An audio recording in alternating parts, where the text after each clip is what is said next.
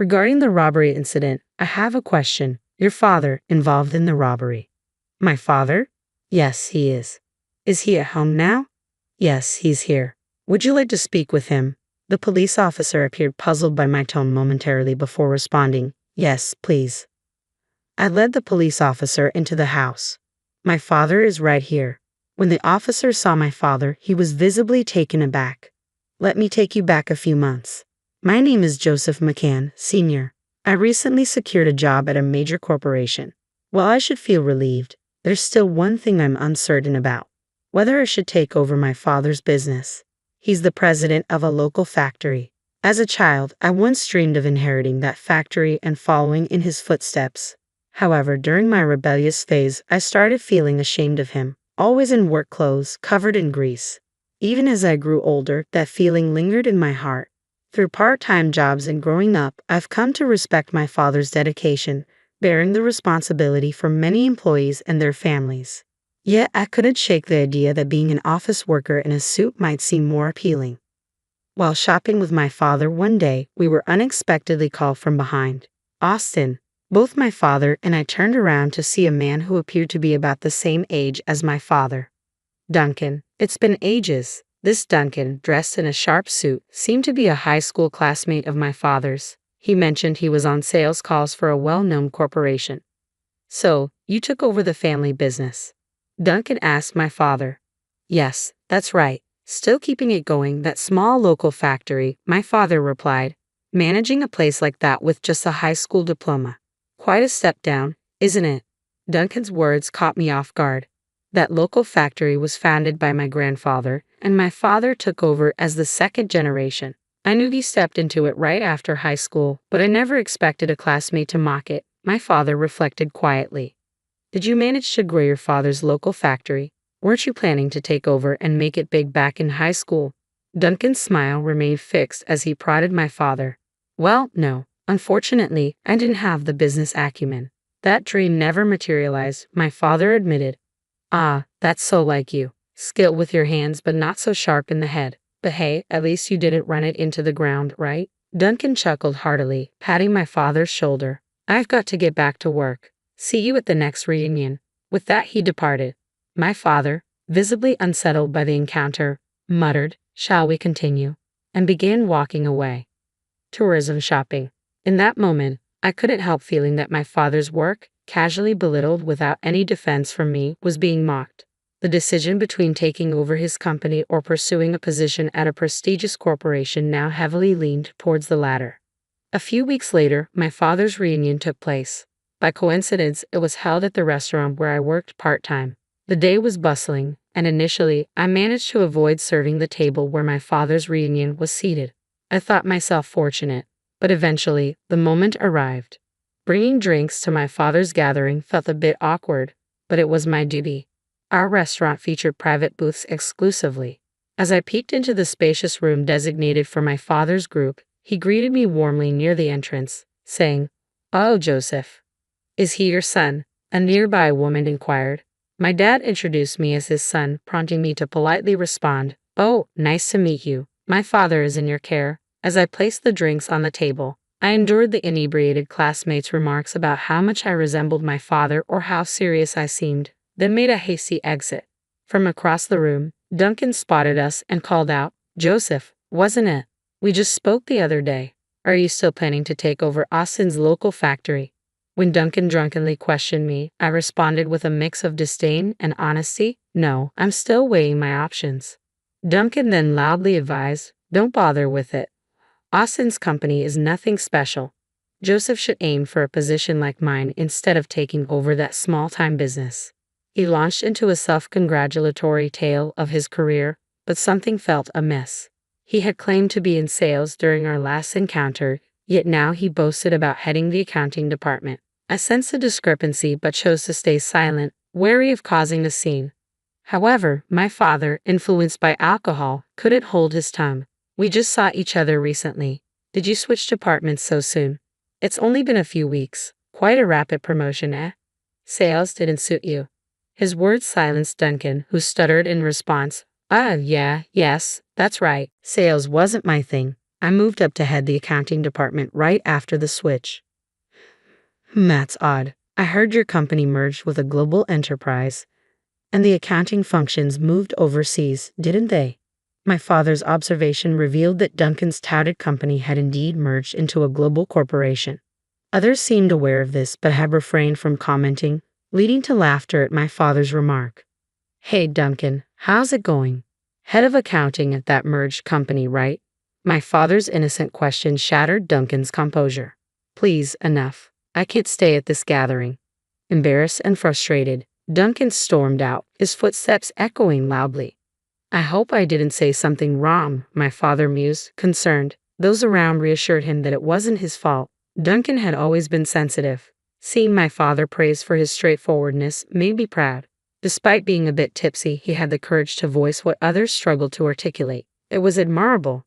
6 months passed. I continued grappling with the decision of whether to take over my father's company. The uncertainty weighed on me daily, leaving me increasingly confused. Then, one relaxing day at home, the doorbell rang. Since my mother wasn't home, I answered it. Yes. Hello, Mr. McCann, right? The visitor was a uniformed police officer. Startled, I replied nervously, yes, that's right, as worry crept in about what might be wrong. The officer said, I have some questions for your father regarding a robbery. Robbery? My father, I repeated, shocked. Yes, he's at home. Should I call him? Yes, he's here. Would you like to see him? My tone left the police officer momentarily puzzled, but he responded, yes, please. I pointed to this photograph on the altar. Here's my father, I explained. He passed away in a traffic accident. Oh, I'm sorry for your loss, the police officer said sympathetically. I asked him, who accused my father of robbery. I can't disclose that information. I apologize for the intrusion today. After expressing his regrets several times, the police officer departed. Who could have accused my father of robbery? I was frustrated, but soon found out. A few days later, I was at my father's local factory, now taking over since his passing. My mother had been helping out, but at over 50 years old and having limited experience with my father's work, it felt inadequate. It was up to me now. That's when Duncan burst in, demanding, Austin, come out. Give back what you stole. The factory's noise drowned out his words, but Duncan's voice cut through clearly, startling me. I wasn't the only one taken aback. The other workers paused in surprise as I addressed Duncan. My father isn't here. Then he's at home. Call him here. I've been robbed and I'm in trouble. Among the workers, I heard someone murmur, robbed the boss. Duncan, arms crossed, remained resolute, angrily insisting, bring out Aston. I confronted him. My father wouldn't steal from anyone. Are you sure there isn't a misunderstanding? No, it was Aston. He must have been jealous of my job at a big company and took my wallet. Fortunately, I didn't have it on me, but it's unacceptable that he robbed me. The police are useless, so I came here myself. Let me talk to Aston. Oh, when did this robbery supposedly happen? About 2 weeks ago, Duncan replied hesitantly, sparking murmurs among the workers. He seemed taken aback by their reaction. When I pressed him, so, it really was 2 weeks ago. Duncan's temper flared at my persistence. He shouted, what's the matter with you? Why do you keep questioning me? I already told you it was 2 weeks ago. I and Elite came all the way to this small, greasy local factory. Let me see Austin now. Duncan's outburst ignited a surge of heat in my chest. Enduring his disdain for my father's work and his employees at their workplace was tough enough, but accusing my deceased father of robbery was unbearable. He passed away in a traffic accident a month ago, so he can't be here, I informed Duncan. His face registered surprise. What? I pressed on. How could my father, who died a month ago, commit robbery? Are you sure you were actually robbed? I had learned at a recent class reunion that Duncan was prone to lying. Moreover, classmates revealed that Duncan had harbored a pointless rivalry with my father since their school days, fueled by unrequited affection from a girl who admired my father. I could have forgiven Duncan for trying to implicate my father in a crime based on such a petty rivalry. So, are you suggesting he committed robbery just before he died? Just as I was about to confront Duncan, who persisted in his accusations, a voice from another direction shouted, the boss would never do such a thing. He's a very serious person. That's right. The reason we're always short-staffed is because the boss teaches us skills and encourages us to be independent. He always prioritizes his employees and clients over profits. He was a good person. The voices defending my father echoed, causing Duncan to falter. Their praise deeply moved me. I felt ashamed for ever thinking my father's work was embarrassing. He was a boss respected by his employees and loved enough for them to defend him even in this situation. Tears welled up in Duncan's eyes as more voices in support of my father echoed through the factory. I delivered the final blow. I will definitely bring this to the police, accusing my father falsely. With that, Duncan let out a cry and rushed out of the factory. Following that, I went to the police to report Duncan's attempt to frame my father. As I had promised, the evidence included Duncan's statement, recorded on a mobile phone by one of the thoughtful employees. The police acted swiftly upon receiving the evidence, and Duncan was apprehended shortly thereafter. Duncan's attempt to frame someone with false charges landed him behind bars for a while. He had mocked my father while he was alive and continued to slander him even after his passing. I found some solace in thinking that he deserved the consequences.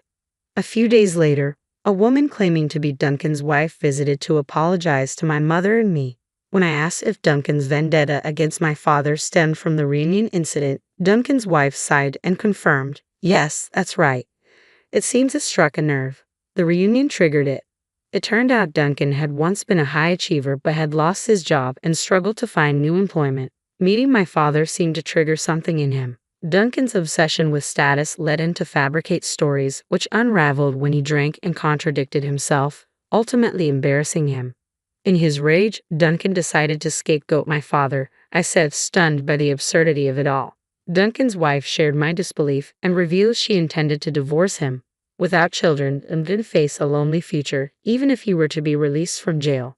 After graduating from college, I made the decision to take over my father's company. With my father recently passed away, I felt apprehensive about managing the business. However, the memory of the employees defending my father when Duncan falsely accused him stayed with me. It inspired me to strive to be a boss who earns the love and respect of my team, a lesson I deeply internalized. While my background in business school prepared me for the managerial aspects my father handled, I relied on the staff to teach me the technical aspects they were experts in. Their response was always supportive. "We'll teach you everything you need to know." As the boss's son, they willingly shared memories of my father, each story highlighting his remarkable character. "Dad, you were truly amazing. I regret not realizing it sooner while you were with us." "I'm sincerely sorry," I murmured to his picture, stained with oil after a day's work. I felt ashamed of ever considering his work uncool. These days were a testament to his dedication and hard work. "I'll strive to become a boss like you, Dad. I'll work tirelessly to make your dream a reality." I spoke to his picture, feeling as though my father was smiling back at me. My goal is to honor my father's legacy by expanding our local factory, a family business since my grandfather's era. I'm determined to carry on his vision.